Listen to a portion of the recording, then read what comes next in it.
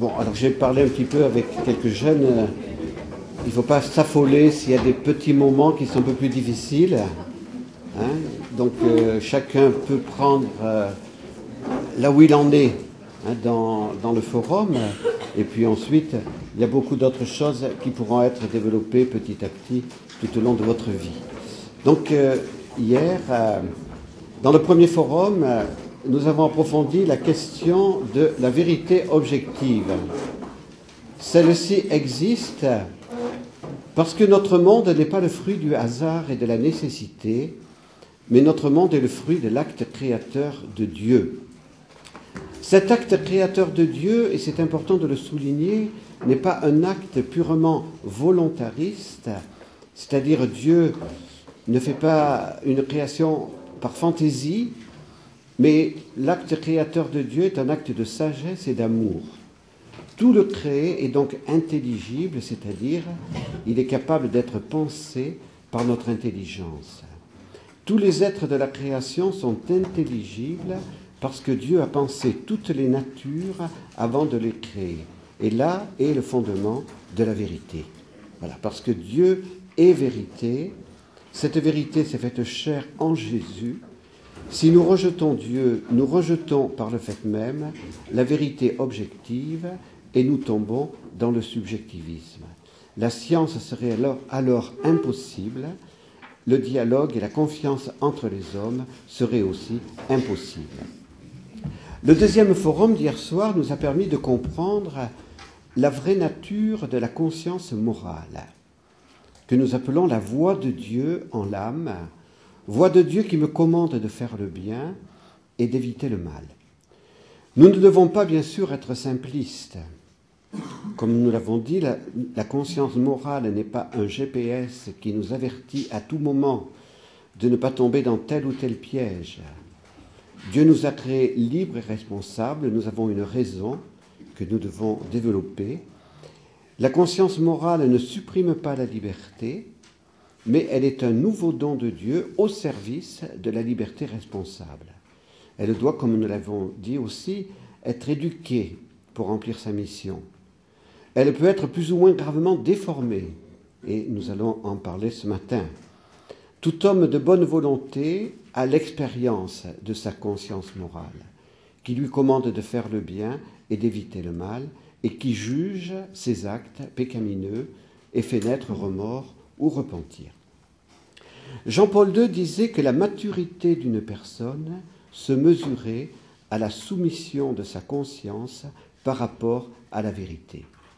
Il est donc très important de rappeler encore deux principes fondamentaux de la tradition morale de l'humanité et pas simplement de l'Église.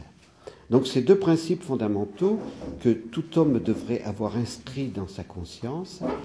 Il n'est jamais permis de faire le mal pour qu'il en résulte un bien. Ça, c'est le premier principe. Et le deuxième, on doit toujours obéir au jugement certain de sa conscience. Donc, on doit toujours obéir au jugement certain de sa conscience. Vous trouvez ces deux principes dans le catéchisme de l'Église catholique, au numéro 1789 et 1790. Ces deux principes de la morale classique, donc qui n'appartient pas simplement à l'Église, mais au patrimoine de l'humanité, révèlent l'existence du bien objectif qui s'impose à notre conscience morale. Existe-t-il une différence entre le bien et la vérité? C'est ce que nous avons dit hier. Et bien évidemment, il n'y a pas de différence, mais la vérité est l'objet, on peut dire, de mon intelligence, le bien de ma volonté, c'est toujours le même être, vu sous un aspect différent. Aujourd'hui, on préfère au mot bien celui de valeur. Et c'est parce que le sujet de ce matin, c'est la conscience morale face aux valeurs morales non négociables. On préfère le mot de valeur. Karol Wojtyła a fait une thèse sur la philosophie des valeurs chez Max Scheler. Les philosophes contemporains, cependant, ne s'entendent pas sur l'ordre des valeurs morales. Nous allons essayer de développer une hiérarchie des valeurs morales non négociables en nous appuyant sur la tradition morale de l'humanité éclairée par le christianisme.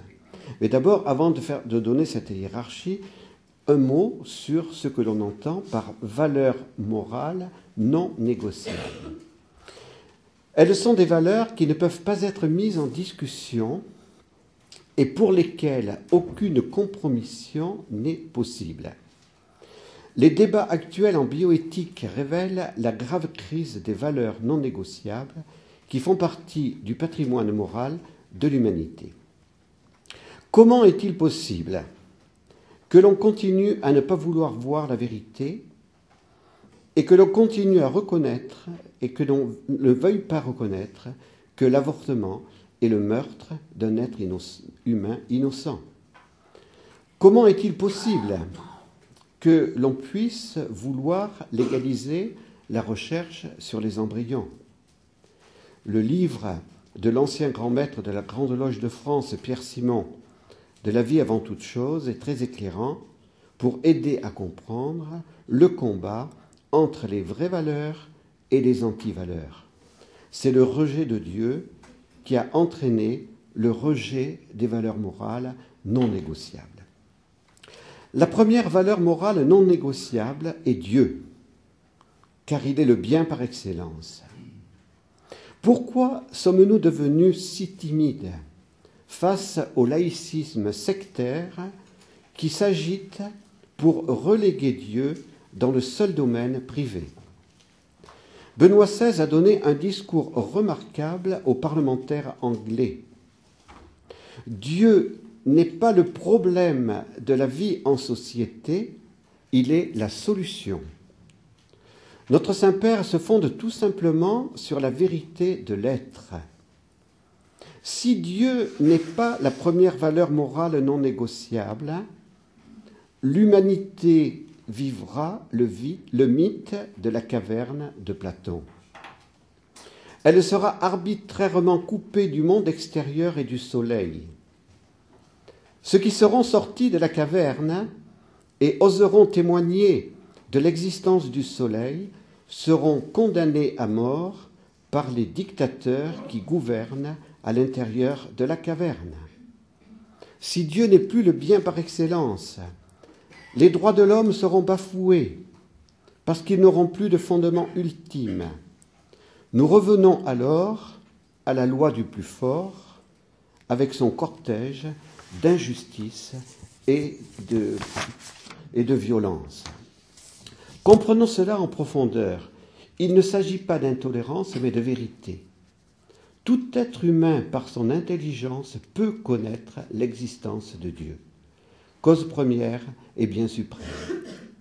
Toute la vie morale des hommes est conditionnée par ce que des moralistes appellent l'option fondamentale, le choix de Dieu. La loi naturelle découverte par la raison demande de se soumettre à Dieu et de lui rendre le culte public qui lui est dû. De cette première valeur morale non négociable qu'est Dieu découle cette autre valeur dont parle Benoît XVI en cette année, le respect de la liberté religieuse. Benoît XVI insiste beaucoup sur la liberté religieuse parce que le pouvoir temporel n'a pas d'autorité sur l'âme spirituelle de ses sujets. Tout être humain doit être libre de pouvoir s'adresser à son Créateur et de lui donner publiquement le culte qui lui est dû. La deuxième valeur non négociable est pour nous la famille. La famille est souveraine. Pourquoi souveraine? Parce que Dieu lui a donné le pouvoir d'être famille, d'être intime communauté de vie et d'amour, et d'être sanctuaire de la vie. L'État n'a pas été créé par Dieu, mais la famille a été créée par Dieu. L'État a été créé par les êtres humains, par les parlements humains. L'État doit servir la famille et ne pas l'opprimer. C'est aux époux seuls que Dieu confie la mission de donner la vie et d'éduquer les enfants. Seule la famille est la première intime communauté de vie et d'amour, le sanctuaire de la vie, dans lequel l'enfant est accueilli, aimé, protégé et éduqué pour lui-même. Jean-Paul II, conscient du grand combat contre la famille, s'est engagé pour affirmer que l'avenir de l'humanité passe par le respect du plan de Dieu sur la famille. Pierre Simon a révélé son plan maçonnique, et c'est pour cela que son livre a été retiré de la circulation le jour même de sa parution. Et il a écrit « C'est tout le concept de famille qui est en train de basculer ici. » C'est clair, Pierre Simon veut la destruction de la famille dans la tradition judéo-chrétienne. Car en détruisant la famille, ensuite on peut détruire l'humanité et refaire une humanité comme nous le voulons. J'ai mis la famille comme deuxième valeur non négociable. Pourquoi ? Parce que je suis chrétien et que je me fonde sur les commandements de Dieu. C'est clair. On voit que je suis prêtre, donc il n'y a pas de problème. Et dans les commandements de Dieu, la famille vient immédiatement après les 3 premiers commandements qui concernent Dieu. C'est le 4e commandement. C'est l'ordre de la création. C'est l'ordre voulu par Dieu pour qu'il y ait cet ordre dans l'humanité. La 3e valeur non négociable est le droit à la vie. Le premier des droits de l'homme reconnu par tous les États de droit. En conséquence de ce droit à la vie, l'avortement et l'euthanasie ne peuvent pas être déclarés légitimes car ils contredisent gravement ce droit absolu. De cette valeur non négociable, on peut tirer cette autre valeur, la dignité de chaque personne humaine, dont le fondement, comme nous l'avons dit hier, est l'être en personne, et pas la conscience morale.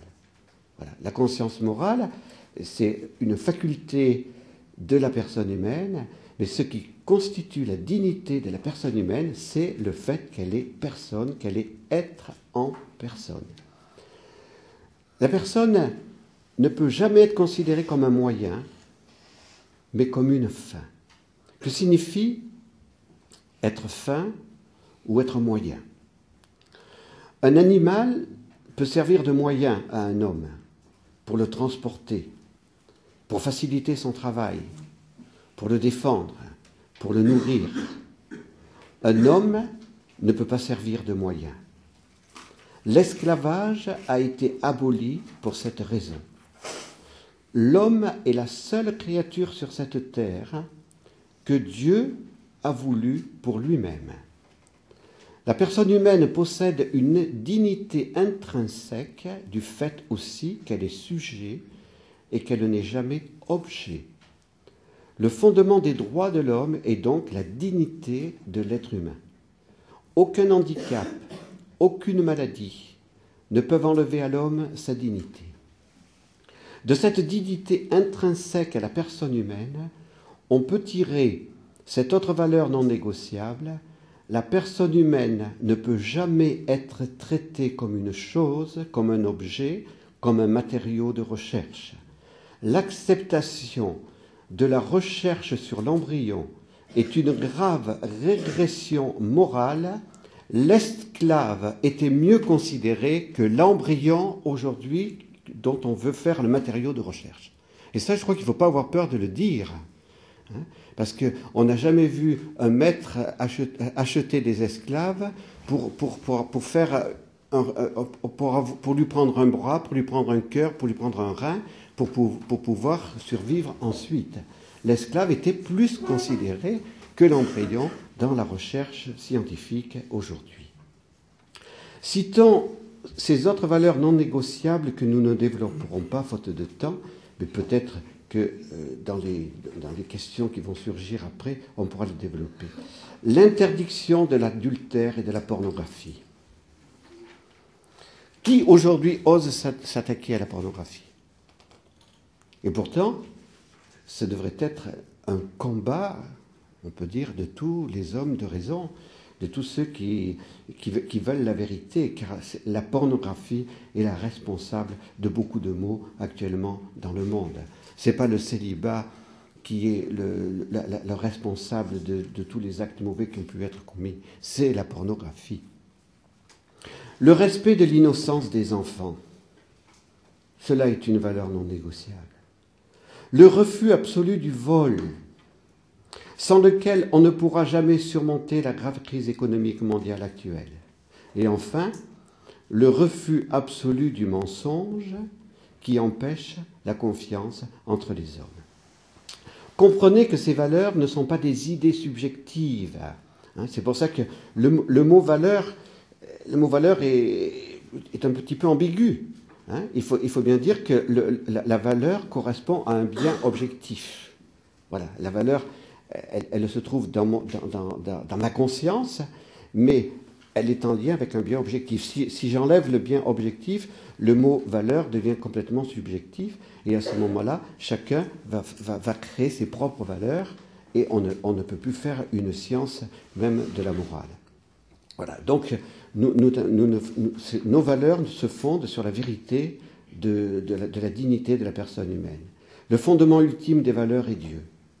Ne nous laissons influencer ni par les modes intellectuels, ni par les idéologies, mais soyons fidèles à la loi naturelle qui vaut pour tous les hommes en demandant à Dieu « Fais-moi connaître tes chemins, Seigneur, enseigne-moi tes voies, que ta lumière soit la lampe de ma conscience, qu'elle éclaire mes jugements prudentiels, que je ne me laisse ni séduire ni impressionner par les tentations de l'adversaire et par les cultures de la mort, mais que je sois un courageux témoin des valeurs morales non négociables pour l'édification de la civilisation de l'amour. » Nous allons maintenant écouter frère Jean-Baptiste qui va nous parler de l'objection de conscience et des dictatures du relativisme.